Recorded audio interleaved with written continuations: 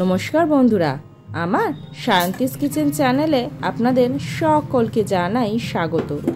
ঘরে থাকা কয়েকটা উপকরণ আর কিছু ফল দিয়ে আজকে একটা দুর্দান্ত রেসিপি দেখাবো, যেটা এইভাবে একবার বানালে বারবার খেতে ইচ্ছে করবে। আর গরমকালে এটা খেতে দারুণ লাগে।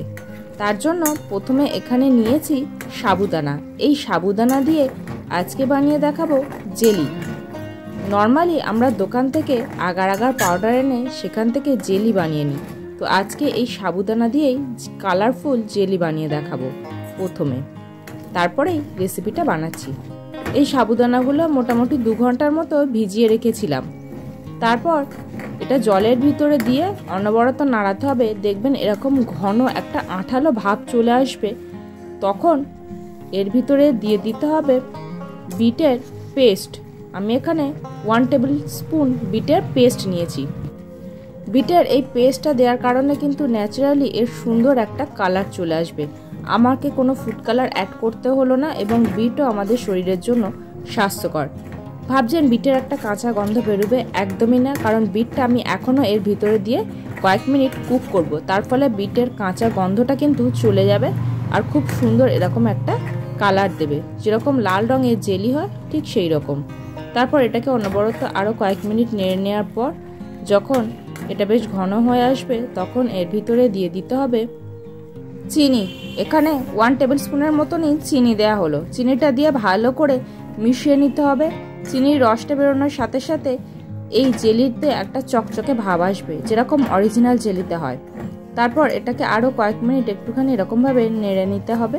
তারপর যখন জেলিটা একদম এরকম ঘন হয়ে আসবে, তখন গ্যাসের ফ্লেম অফ করে এটাকে একটা প্লেটে তুলে রেখে দেব ঠান্ডা হওয়ার জন্য। বাড়িতে অল্প একটু গরুর দুধ ছিল, সেটাই দিয়ে দিলাম এই বাটির ভিতরে। দিয়ে দুধটা যখন হালকা হালকা একটুখানি ধার থেকে ফেনা উঠতে শুরু করবে, মানে দুধটা গরম হবে, তখন এর ভিতরে দিয়ে দেব সিমুই। সিমুইটা দিয়ে ভালো করে মিশিয়ে নেব। তারপর সিমুইটা এর সাথে ভালো করে কুক করব মিডিয়াম টু লো ফ্লেমে। দেখুন প্রথমে দুধটা ভালো করে ফুটে উঠেছে। এইবারেই গ্যাসের ফ্লেমটা একদম লো করে এটাকে কয়েক মিনিট কুক করে নেব। তারপর দেখুন এটা বেশ ঘন হয়ে এসেছে, সিমুইটাও কুক হয়ে গেছে। এইবার এর ভিতরে দিয়ে দেব চিনি। যতটা সিমাই নিয়েছিলাম তার অর্ধেক পরিমাণ এখানে চিনি নিয়েছি।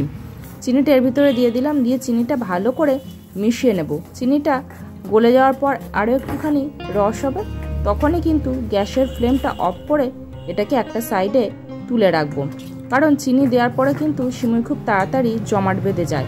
সেই জন্য যেই রস হবে তখনই এটাকে গ্যাসের ফ্লেম অফ করে নামিয়ে একটা সাইডে আমি রেখে দিয়েছি। এবার এটাকে সার্ভ করার জন্য আমি এখানে 2টো কাঁচের গ্লাস নিয়েছি। প্রথমে সাবু দিয়ে যে জেলিটা বানিয়ে রেখেছিলাম, সেই জেলিটা ছুরির সাহায্যে একটু টুকরো করে নিয়েছি। সেগুলোকে আস্তে আস্তে এর ভিতরে দিয়ে দেব। এবার যে সিমাইটা রান্না করে নিয়েছিলাম, সেই সিমাইটা আস্তে আস্তে এর ভিতরে দিয়ে দিচ্ছি। সিমাইটাকে হালকা একটু ঠান্ডা করে রেখেছি। যেহেতু এটা গরমের ডেজার্ট, সেই জন্য একটু ঠান্ডা খেতে কিন্তু এটা ভালো লাগবে। ফ্রিজে রেখেছিলাম বলে সিমাইটা কিন্তু একদম জমাট বেঁধে গেছে। এবার আস্তে আস্তে এই জেলি লেয়ারের ওপরে এটাকে আমি দিয়ে দিলাম। একটুখানি হালকা প্রেস করে করে দিয়ে দেব। 2টো গ্লাসেই এইভাবেই আমি সিমাইটাকে আস্তে আস্তে দিয়ে দিচ্ছি। তারপর আস্তে আস্তে আমি এখানে ফ্রুটসগুলোকে দিয়ে দেব। এখানে আপনারা আপনাদের পছন্দ মতো যে কোনো ফ্রুটস ব্যবহার করতে পারেন। আমি এখানে সবুজ আঙুর, পেয়ারা, বেদানা এবং শাকালু এই ফলগুলো ব্যবহার করেছি।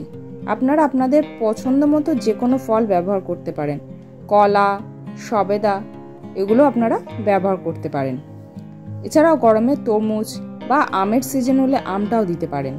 তারপরে ফ্রুটসগুলো দিয়ে দেওয়ার পর আবারও এর ওপরে দিয়ে দিলাম অল্প একটুখানি জেলি। সাবুদানার যে জেলিটা বানিয়েছিলাম সেটা তার ওপরে দিয়ে জেলির ওপরে আবারও দিয়ে দেব এই সিমুইয়ের লেয়ার। ঠিক যেভাবে প্রথম থেকে শুরু করেছিলাম জেলি, তারপর সিমুই, তারপর নানান রঙের ফ্রুটস, ঠিক আবারও ফ্রুটসের ওপরে জেলি, সিমুই এবং তারপরে আবারও যে সমস্ত ফ্রুটসগুলো আবার রেখে দিয়েছি সেইগুলো আস্তে আস্তে এর ওপরে দিয়ে দেব।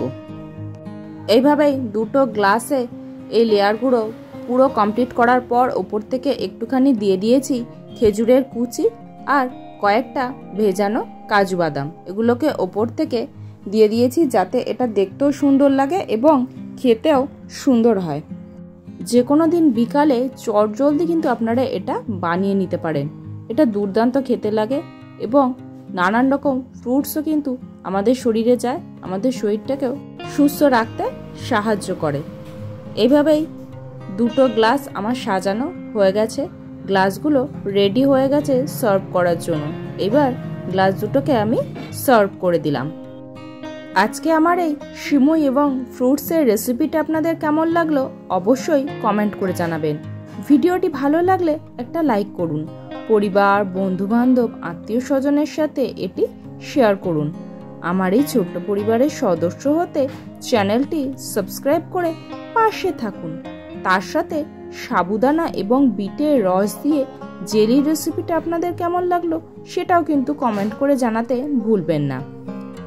এটা কিন্তু দুর্দান্ত খেতে হয়েছিল, চটজলদি যেমন হয়ে যায় তেমনি খেতেও সুস্বাদু। আমার এই ভিডিওটা শেষ পর্যন্ত দেখার জন্য সকলকে অসংখ্য ধন্যবাদ।